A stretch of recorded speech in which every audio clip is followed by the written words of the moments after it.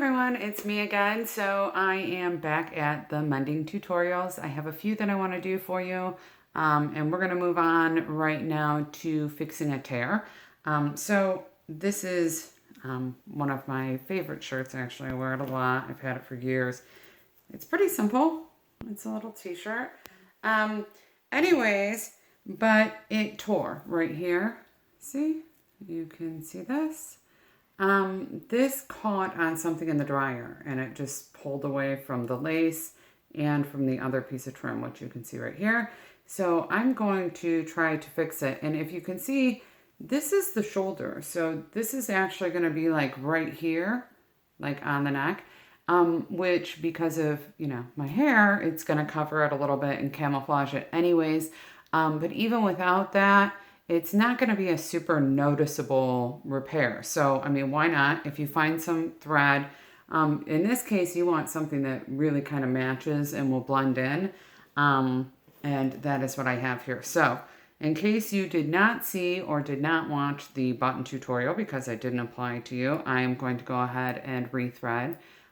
So this is our handy dandy threader. See that? And you can get these really anywhere. They come a lot of times in sewing kits already. And speaking of which, when I put the supply list together on my on my blog page, which will already be there when you're seeing this, I will include all of these individual pieces, but I'll also put this little sewing kit that I love. I actually sent it off to college with my kids because they can all do some basic repairs. And one of my kids actually charges people to repair their stuff, which is kind of funny. So, but I have one of those kids who's just like into like making some extra side cash, and they like patch things and offer to like extend pockets on girls' jeans and stuff like that. And they actually like make a little bit of walking around, spending gas money type deal. So at any rate, but I have a little sewing kit that I sent to college with them, and it has all of these things and a bunch of different thread, and it's better than those ones that I was telling you about with the pre-threaded needles. So I will go ahead and attach that as well. It's kind of like in a big box, but I just think it's the coolest thing ever because if you don't sew all the time like I do, and you don't have a machine and you don't have like all of that kind of nonsense, it is actually everything you could ever need for mending. So it's probably the perfect thing to have for these tutorials. So I'll put that on there. And then, like I said, you can get just the individual pieces, or you might want to get that. And you might even find that that is potentially cheaper depending on what kind of deal they have. So you can also pick them up at like Michael's or Joanne or any of those kinds of stores. So anyways, back to this. So to thread this right here has to go through the hole in the needle. Now that sounds hard, but it's pretty inflexible, so it's kind of easy to do that. It's a lot easier than putting thread through, although doing it in front of the camera is a little different. So okay, so I've got it through there, so you can see it's on there. And then you're just going to take your thread and you will find the end of it, which I have right here, and you put the thread right through the hole in that little metal loop. So see, it's on there like so. I'm going to go ahead and hold it up here for you. So there's the thread, there's the needle, okay? And you don't want to pull that through too far, just a few inches. Then you're going to drop that and pull the needle right off of this threader, and you will see that it will go right onto the thread. And then you just take the thread out of the threader like that, and now look at that, you have a threaded needle. So nice and simple. That's way easier than trying to thread it, just looking at it yourself.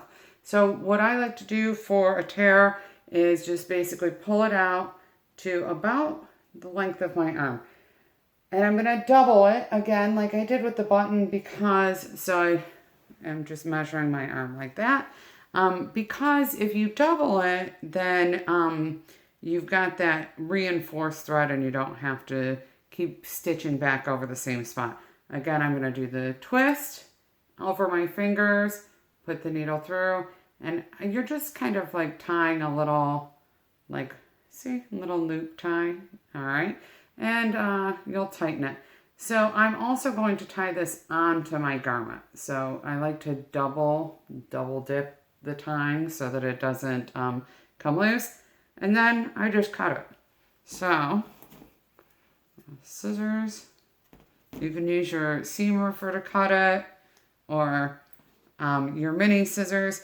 And if I don't have, since we're talking about Sustainability Month, if I don't have a little case for these, the other things that you can use for your sewing kit is like a shoebox, an old container for glasses. Those are awesome because they're usually just the right size for a mini kit.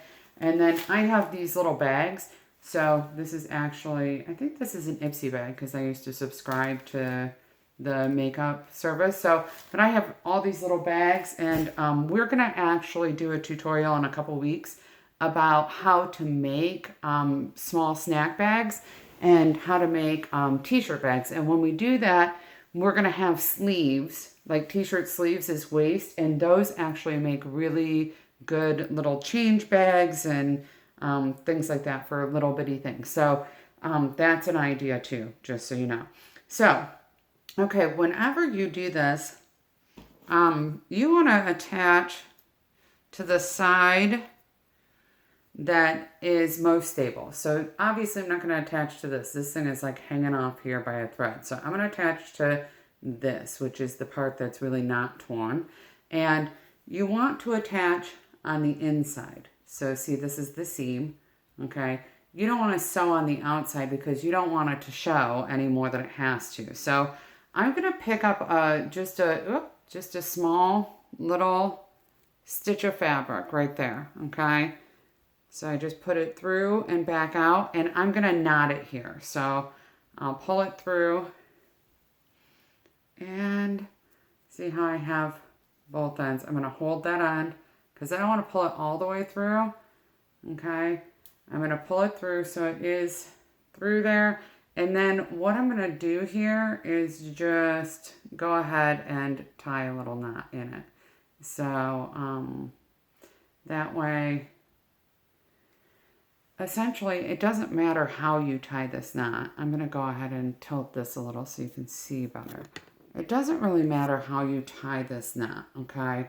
What matters is that you tie it. So I like to put my finger in there and then just come back up through it like this, okay?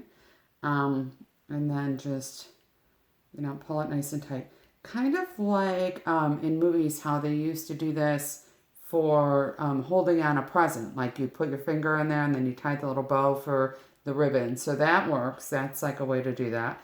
And then once you've got that knot, so now you've got it good and tight on there, you're going to go ahead and you want these, like, see these frayed little strings? You want those to kind of go on the inside. So you're going to kind of put it together like this so that the strings are on the inside, and then you've got like just a little, seal on the outside. So I'm kind of just putting together my two ends like this, okay? And then I'm just gonna put a couple stitches in here. And really, you want them as close to the end as you can get them without them going through the part that is frayed. If they go through the part that's frayed, then your thread is just likely to come out, is the issue, because it might tear all the way through, which you'll see that when we get to the tutorial on the seam, because the seam inside the skirt is actually really frayed. So you'll see how it would actually come out. So I'm just putting a bunch of little stitches through here. Now, please remember that, like, if you tear a shirt this badly, there's a very high likelihood that your first instinct is going to be to throw it away, okay? So your thought is, oh, that shirt's garbage. And in this particular case, I mean, I really like this shirt, so I really don't want it to be garbage because I'd like to keep it. But if I mess up the stitching of the, let's say I really mess up. I really mess up fixing this. What have I lost? Like for real. Even if it's so messed up that it's not, I can't fix it, then it's still garbage and it was going to be garbage. So it doesn't really matter. So it's worth a shot to fix it.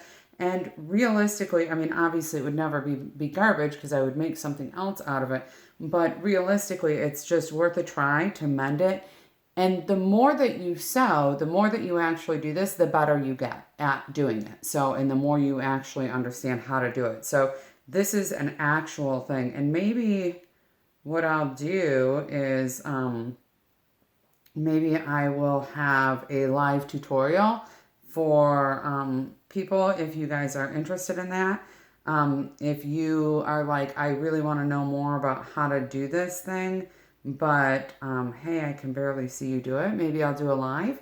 I could also have my, my kiddo or my husband or somebody film a little closer for you if you wanted me to do a live. I bet you I could get somebody in on this with me because it is a little bit complicated to film and sew at the same time, especially for me because I'm not the most tech savvy person in the world. So that's a thing.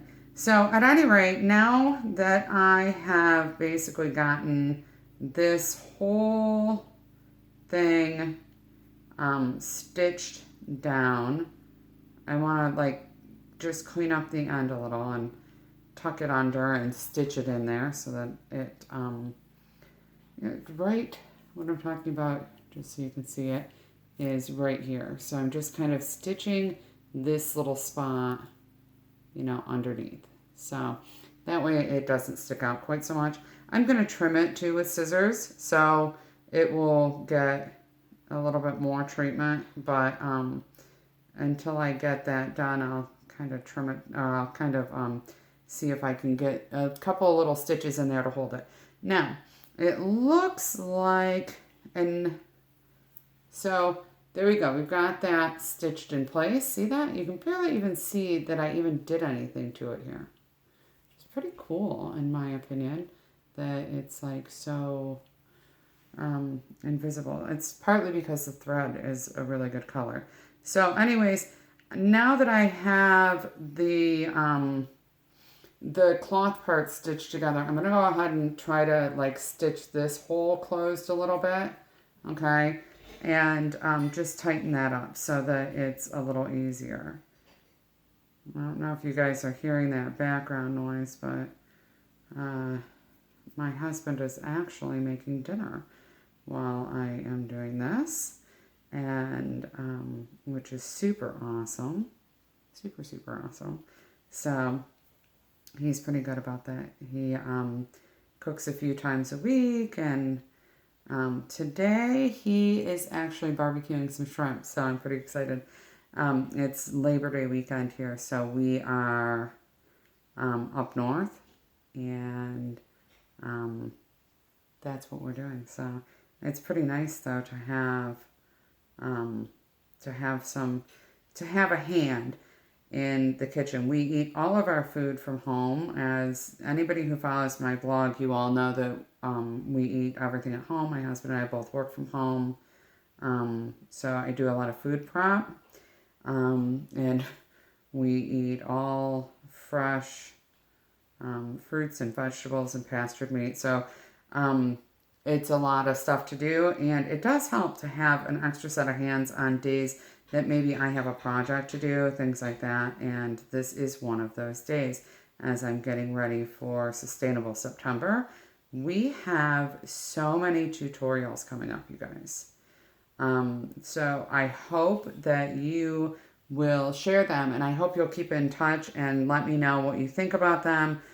Comment on them. Subscribe, by the way, to my YouTube channel, because while I don't have a lot on YouTube yet, really what happened is I launched 3 months ago, and so I've kind of been taking on one social media platform at a time, and this month, because of the tutorials, I'll be on YouTube a lot, which means you'll be more likely to be seeing me on YouTube in the future too. So you should really subscribe to my YouTube channel and to the blog. And then I'm very, very active on Facebook, Instagram, and Twitter. And I've got some great stuff coming up on Pinterest too. Going along with, I just did a piece about 9 ways to prevent, 9 things you need to do right now to prevent seasonal affective disorder and the winter blues. And this is like great stuff to be doing at the end of the summer, early fall, to really help you through the winter. Anyway, so that is up on my blog. And then there's a Pinterest board for it of different activities and things that I've picked for myself for this winter, so that you can all check those out, and you might want to join me in some of that crafting. And maybe if I've got some people who are crafting themselves happy this winter like I do, maybe we'll do some crafts together. That's always helpful because, it's tough in the winter. When I was in New Hampshire, they have really bad winters there, and someone there actually gave me that tip. They said that they craft all winter long, and it keeps everyone occupied and gives everyone something to do indoors when the weather is bad. So, alrighty, so I'm right back to the beginning, and I have now thrown a few stitches into this lacy part. Got a little tangle, so I just pulled it out and pulled it back through. And then, all right, so now that look at that. See that? So now that I've got that, I'm just going to go and put a couple more stitches in here and tie it so that it's nice and tight and it's closed. Because what I'm going to do is I'm going to go ahead and tie the end I'm sewing with the needle to the end that I started with. So I'm kind of making my way there. See, this is the end I started with, y'all. See that? It's still there. So I'm just going to go ahead and again, tie it closed by looping it over my finger. So, that's pretty funny. So I'm going to cut that needle off so that you can see better and I'm not fighting with it. Okay. And so basically, all I'm doing is I've got the 2 sides and I'm just tying it, just like you would your tennis shoes, okay? So, without the bow part, like you're knotting your shoelaces. So you just tuck it in there and then, pull. Okay, so now that I've done that a couple of times, I'm going to cut all my loose threads off. And when I'm done cutting my loose threads off, this should be good. Now here's the deal. If it's not, you can always use your seam ripper and you can always cut it out and try again. Or you can just decide to repurpose the top if it's not working for you at all. It does happen. I have had things tear so badly that I can't actually repurpose them. And the secret to cutting those ends off is to not cut too close, because you don't want to cut the stitches you just put in it, and you don't want to cut your knot off. Then you'll end up with a tear again. I mean, and you could sew it again, but how many times do you really want to do that? So one of my later videos, one of my tutorials later this month, I will go ahead and wear this shirt so that you guys can see it and see how nicely it turned out. But there it is. So I had quite the tear, but now you can see, you can barely even notice it. See it? You can kind of see right there. Okay, and on the other side, you see that it's not there. So that is the actual repair right here. Now, and I don't know about you, but I would wear a shirt with that kind of repair. It's barely even noticeable. And like I said, you won't even see it once my hair is down and all of that stuff. So I love this shirt. It's super cute. You're going to see it in a video in the future.